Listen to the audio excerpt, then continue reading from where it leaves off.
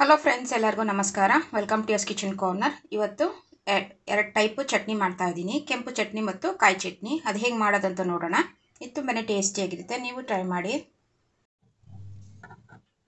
ಒಂದು mixie jar ತೊಗೊಂಡಿದ್ದೀನಿ. ಈಗ ಕಾಯಿ ಚಟ್ನಿ ಮಾಡ್ಕೊಳ್ಳೋಣ.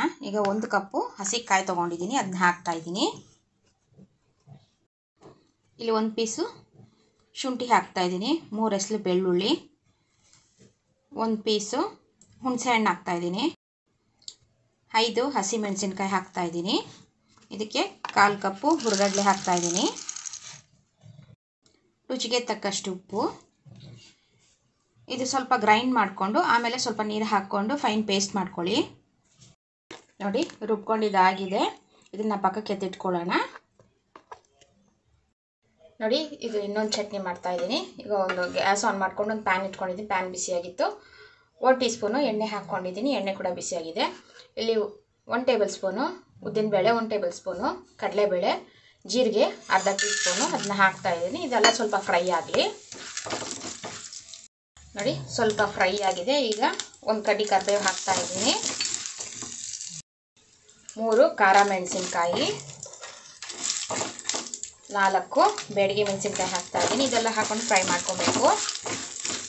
ನೋಡಿ, ಈಗ ಫ್ರೈ ಆಗಿದೆ. ಈಗ 1 ದೊಡ್ಡ ಈರುಳ್ಳಿ ಕಟ್ ಮಾಡ್ಕೊಂಡಿದ್ದೀನಿ, ಅದನ್ನು ಹಾಕ್ತಾ ಇದ್ದೀನಿ. ನೋಡಿ, ಈರುಳ್ಳಿ ಸ್ವಲ್ಪ ಫ್ರೈ ಆಗಿದೆ. ಈಗ 1 ಟೊಮ್ಯಾಟೊ ಕಟ್ ಮಾಡಿ ಹಾಕ್ಕೊತಾ ಇದ್ದೀನಿ, 1 ಪೀಸು ಶುಂಠಿ, ಇಲ್ಲಿ 5 ಎಸಳು ಬೆಳ್ಳುಳ್ಳಿ ತೊಗೊಂಡಿದ್ದೀನಿ. ಇದೆಲ್ಲ ಹಾಕೊಂಡು ಟೊಮೆಟೊ ಸ್ವಲ್ಪ ಫ್ರೈ ಆಗಬೇಕು. ನೋಡಿ, ಟೊಮೆಟೊ ಇಷ್ಟು ಫ್ರೈ ಆದರೆ ಸಾಕು. ಇದು ಕಂಪ್ಲೀಟ್ ತಣ್ಣಗಾದ್ಮೇಲೆ ರುಚಿಗೆ ತಕ್ಕಷ್ಟು ಉಪ್ಪು ಹಾಕ್ಕೊಂಡು ಫೈನ್ ಪೇಸ್ಟ್ ಮಾಡ್ಕೊಬೇಕು ಮಿಕ್ಸಿ ಜಾರ್ಗೆ ಹಾಕ್ಕೊಂಡು. ನೋಡಿ, ಒಂದು ಒಗ್ಗರಣೆ ಹಾಕ್ಕೊಳ್ಳೋಣ.